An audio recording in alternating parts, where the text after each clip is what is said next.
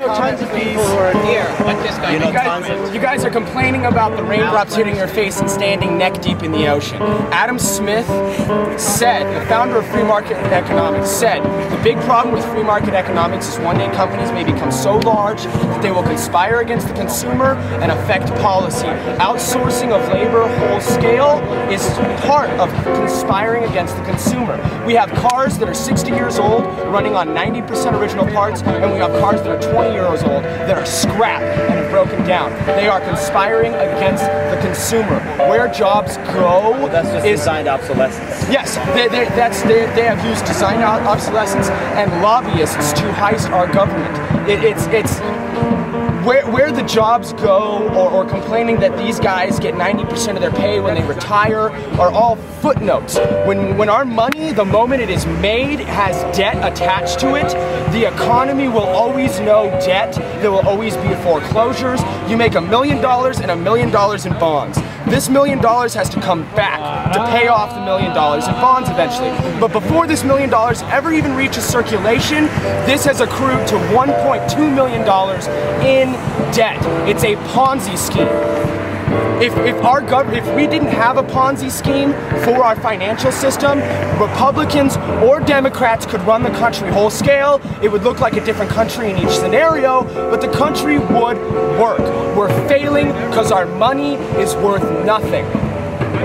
Okay, so that's a lot of points. So I think to sort of focus, for me to understand what your view is, what do you want to happen? So what do you want the government to do and to not do? I want them to reinstate free market economics. Once companies conspire against the consumer and affect policy. So how does it do that then? What does the government do? Because I would say I'm in favor of free market economics.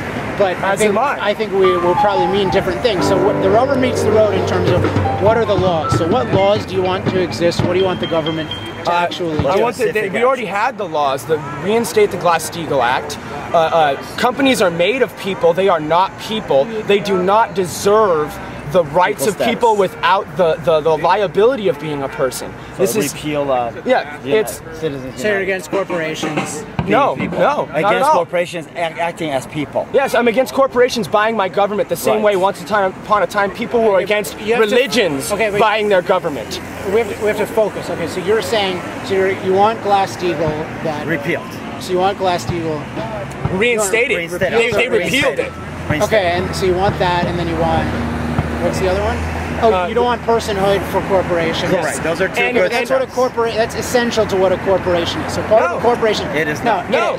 You're telling me corporations never existed before that law was passed? In terms of an essential form of corporation, is the idea that a bunch of people can get together and they can limit their liability by creating this entity. By creating a network of contracts. But the point is that if my friends and I all agree to this arrangement and we announce it to the world, we announce it to investors, who the hell are you, pardon my language, to get in the way of that?